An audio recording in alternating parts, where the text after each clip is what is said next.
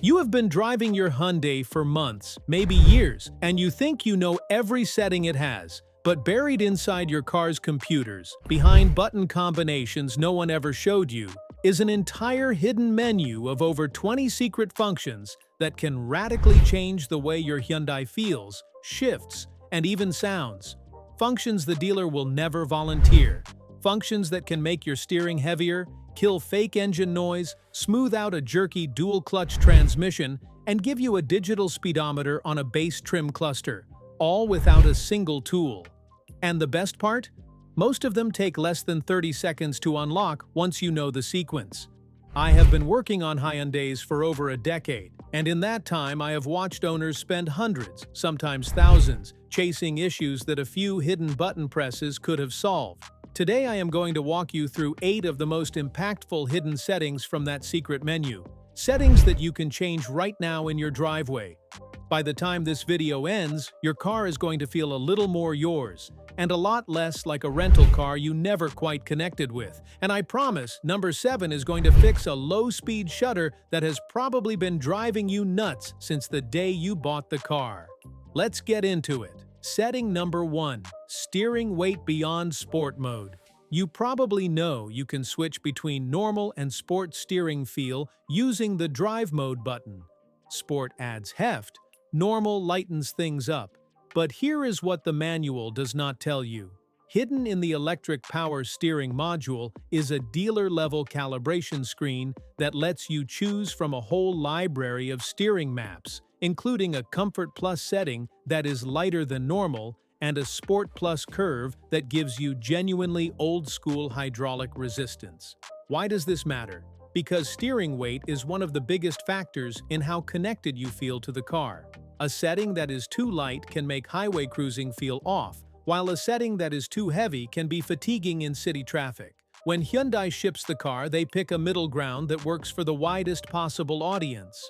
But you are not the widest possible audience. You are you.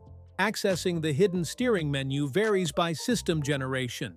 On many models with the Supervision cluster, you can get into the EPS calibration screen by performing this sequence.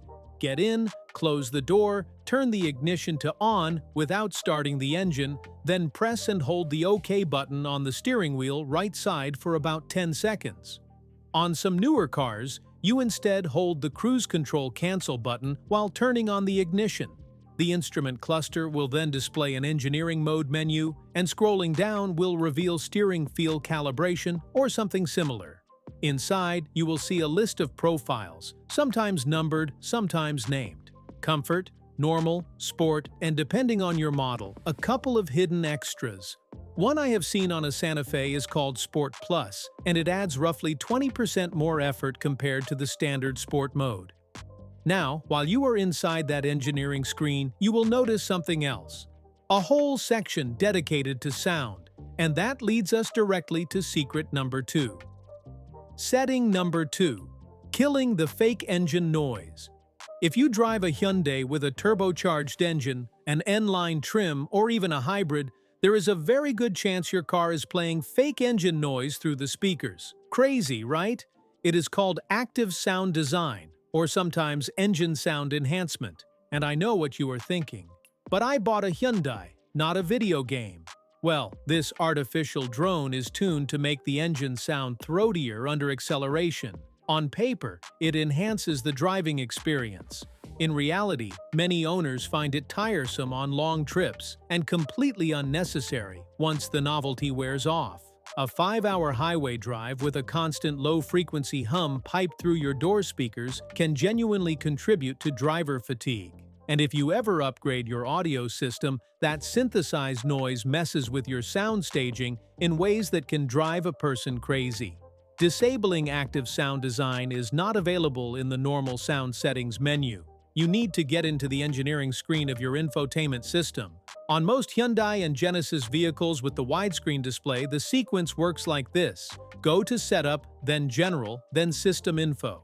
Find the area on the screen that shows the software version. Now tap repeatedly and rapidly on the left side of that software version line, not the update button, but the text itself, 7 or 8 times. If you hit it correctly, a password prompt will appear. The default password on a huge number of systems is 0652 or 2400. Enter it and you are in. From there, navigate to the engineering mode menus and look for Active Sound Design or ESE. You will see an on/off toggle. Switch it to off. The change takes effect immediately and it persists across ignition cycles. I have done this on a customer's Sonata N line, after she complained that her car sounded like a blender on the highway. 2 minutes in her driveway, silence. She did not have to pay a dealer $140 an hour to figure it out. A word of caution: inside the engineering menu, there are dozens of other settings. Don't go changing anything you don't understand. We are only toggling the specific functions I am describing, but while you are in there, you will also spot something interesting: the ability to tweak how your transmission behaves at low speed. That comes next. Setting number 3. Smoothing out DCT low-speed jerkiness. If your Hyundai has a dual-clutch transmission, and that covers a lot of the lineup from the Kona to the Santa Cruz, you already know the feeling. Creeping forward in stop-and-go traffic, the car shudders, hesitates, and then lurches like a learner driver on their first stick-shift lesson. It is not broken. That is just the nature of a dry dual-clutch transmission trying to slip the clutch at parking lot speeds. But hidden inside the transmission control unit is an adaptation routine that can dramatically improve this. Here is the situation. Over time, the DCT's clutch wear data gets stored, and the computer adjusts its engagement strategy based on driving style. But if you bought a used car, or if it has spent months doing short trips, those learned values can become stale and make the shudder worse. There is a hidden reset procedure, sometimes called a clutch touchpoint, relearn, or transmission adaptation reset. This tells the computer to forget its old habits and start fresh. It can take a car that feels borderline undrivable in traffic and make it genuinely smooth again. The sequence sounds ridiculous, but I have performed it dozens of times. On most push-button start Hyundais with a DCT, here's what you do. Get in, do not touch the brake pedal, press the start button twice to go to the on position. Then, put your foot on the brake, move the shifter to neutral, and press the start button to actually start the engine. Let it idle in neutral for at least 2 minutes. Do not touch the gas. The transmission fluid warms up, and the computer uses that time to recalibrate clutch engagement points. After 2 minutes, shift to park and turn the engine off. Restart normally and go for a gentle 10-minute drive varying throttle inputs. You will feel the difference. Throttle tip-in becomes cleaner. That shudder when creeping is notably reduced. If that does not fully resolve it, a deeper adaptation may be needed using a hidden diagnostic mode on the scan tool. But this driveway method addresses the root cause in about 80% of the cases I see. Even if this creep is sorted, there's one other low-speed annoyance that's completely electronic. Setting 4 takes care of it. Setting number 4. Increasing the one-touch turn signal. Flash count. You know the quick lane change tap. You nudge the turn signal stalk partway, and it blinks 3 times and stops. 3 flashes is the factory default on almost every Hyundai. For some lane changes, that is perfectly adequate. For others, especially if you are merging into faster traffic or changing lanes on a multi-lane highway, 3 blinks are not nearly enough. You end up holding the stalk, which defeats the purpose of this convenience feature. There is a standard way to adjust this to 5 or 7 flashes in some newer models through the driver assistance settings in the instrument cluster. But on many mid-2010s Hyundais, the option simply is not there in the user menus, yet it exists in the BCM or Body Control module. You can change it using a hidden sequence on the hazard light switch. Here is the method I have used on Elantras, Tucsons, and Santa Fes from 2016 onward. Turn the ignition on, but do not start the engine. Immediately press the hazard light button rapidly, exactly 5 times, within 2 seconds. The hazards will flash once in acknowledgement. Now, each additional press of the hazard switch will cycle the one-touch count upward. 4 flashes, 5 flashes, 6, 7. The cluster won't display anything, so count your presses after that initial 5. For 5 flashes, press the hazard button 1 more time after the acknowledgement. For 7 flashes, press it 3 more times. Then, turn the ignition off. The next time you drive, that new count is locked in. Easy peasy. From lights, we move to wipers, and there is a hidden sensitivity sweet spot that Hyundai does not make obvious. That is number 5. Setting number 5. Rain sensor sensitivity. Secret menu. If your Hyundai has automatic rain-sensing wipers, you know the misery of the system wiping frantically in light drizzle or staying stubbornly blind during steady mist. The sensitivity adjustment on the wiper stalk is a rubber band, but the actual detection thresholds are set in software. And there is a hidden calibration mode that allows you to nudge those thresholds up or down permanently. This one is so obscure that even some experienced techs do not know about it unless they have attended a specific Hyundai training module. But once you learn it, you can dial in your wipers to behave exactly the way you want. Here is the procedure for many Hyundai models equipped with a rain sensor. First, make sure the wiper switch is in the off position. Turn the ignition on, then quickly move the wiper switch from off to auto and back to off 3 times, ending in off. Next, turn the ignition off, then back on. You will see the wiper park position twitch slightly, and on some higher trim cars, the multi-information display will show a number, typically between 0 and 5, representing the base sensitivity offset. The factory default is often 2. From here, use the wiper intermittent time adjustment ring, the one you would normally twist to change the speed of intermittent wipes, to raise or lower that number. Turn it up to 3 or 4 for an earlier, more sensitive trigger. This is perfect if you live in the Pacific Northwest and you want the wipers to clear mist the instant it builds up. Turn it down to 1 or 0 if the system is hyperactive and wiping a dry windshield every time you drive under a tree. Set the number you want, then move the wiper switch to the off position. That locks in the new baseline sensitivity. It even stays saved across battery disconnects. I had one gentleman, an Elantra owner, who was convinced his rain sensor was faulty because it would not trigger until the windshield was nearly opaque. His mechanic quoted him $360 for a new sensor. He brought it into the shop and I entered the hidden menu, bumped the offset from 2 to 5, and his wipers came to life precisely when he wanted them to. He avoided that sensor replacement entirely.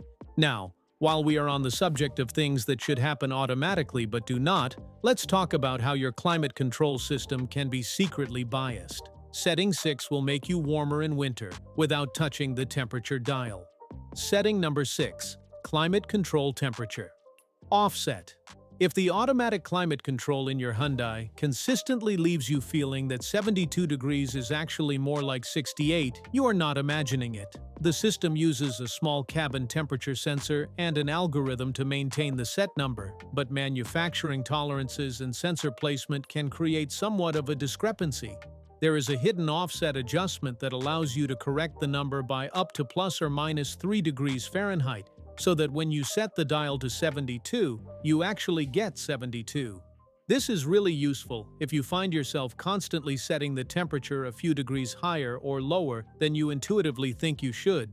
It is a small thing, but it erases that subtle, nagging feeling that the car does not quite understand you. On Hyundai models with a dual-zone automatic climate display, the secret menu is accessed by pressing and holding specific hard buttons. The most common sequence is this. While the ignition is on, press and hold both the AC button and the mode button for about 5 seconds. The display will flash and enter a diagnostic mode. Once inside, you can use the driver's side temperature knob to scroll through parameters until you see something like temp offset and a number, often 0. Turn the knob to adjust it. Each step is typically 1 degree Fahrenheit. If your car always feels cold, add +2. If it feels stuffy and you find yourself lowering the temp constantly, try -1. Then press the AC button once to exit, and the setting is stored. Climate sorted, it is time to confront a transmission annoyance that only kicks in when you are trying to leave your garage every morning. Here goes the setting 7 I promised. Setting number 7. Disabling creep in traffic with auto hold hidden behavior. Now you know the auto hold feature, right? It's one of Hyundai's most hated features actually. But there is a hidden behavior linked to auto hold that not only causes that release lurch, but also accelerates rear brake pad wear. The secret here is not just turning auto hold off, it is actually reprogramming the electronic parking brake release strategy using a hidden service mode. When auto hold is active, the system keeps the electronic parking brake (EPB) applied at stops. To move, you tap the accelerator and the EPB releases under torque. That breakaway moment, if the system is poorly calibrated, scrubs a tiny amount of pad material each time.